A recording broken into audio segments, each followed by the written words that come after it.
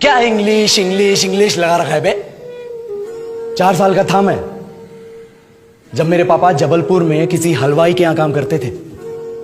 खुद तो कभी स्कूल गए नहीं, इसलिए अपनी गांड घिस घिस के मुझको स्कूल में भर्ती करवाया। अब कहने के लिए तो वो इंग्लिश मीडियम स्कूल था, लेकिन साले हमारे टीचर लोग खुद हिंदी में बात करते थे। हमारे स्कूल के लड़के एक दूसरे से यो व्हाट्स अप डॉग ऐसे बात नहीं करते हैं।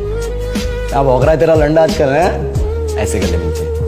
किसी तरह रट्टा मार मार के 10th तक पहुंचे तो पता चला कि जिंदगी में सफल होने के लिए एक ही तरीका है और वो है इंजीनियरिंग। सब यही कहते थे, माँ बाप, टीचर लोग, गली का वॉचमैन भी हमसे पूछता था, और भैया कैसी चल रही है आपकी तैयारी? भग बेंचो, तुमको क्या करना है? इसलिए हमारे स्कूल के बच्चे हम सब पहुंच गए बकरों की तरह। मैं IIT, मैं NIT। अरे जिस बच्चे ने अपने बाप को जलेबी तलते देखा है वो तो यही सोचेगा ना कि जिंदगी में पैसा ही सब कुछ है। I did not choose this engineering life, sir, and neither did this engineering life choose me. It was shoved down my throat by my teachers while my hands were tied to my back by my friends and my parents watched in silence. और English सुनेगा तो मादरचोद तो सुन।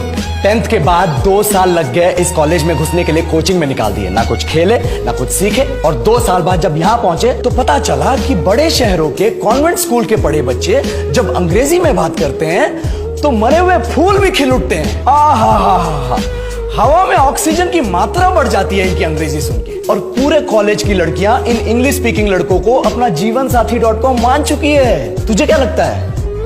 मुझे कभी लगा नहीं कि मैं अपनी अंग्रेजी पे काम करूं, अपने पर्सनैलिटी पे काम करूं। बहुत लगा। ये चूतिया इंडस वैली सिविलाइजेशन का जो एजुकेशन सिस्टम बिठा के रखे हो, जिसमें हर साल में 10 सब्जेक्ट, हर सब्जेक्ट में theory, practical, viva, lab work, external, internal, majors, minors, assignment, project, thesis, गांड मार के रख लिया हमारी। महीनों तक नहाना भूल जाते हैं हम लोग और फिर हमारा परसेप्शन बना देते हो कि हम ऐसे ही रहना चाहते हैं। अब इस साल में 1 बार कल्चरल फेस्टिवल आता है, 1 बार, उसके लिए भी प्रोफेसर से भीख मांगनी पड़ती है। अरे बिना इंग्लिश बोले, बिना लड़कियों से बात किए कौन गांडू रहना चाहता है वैसे?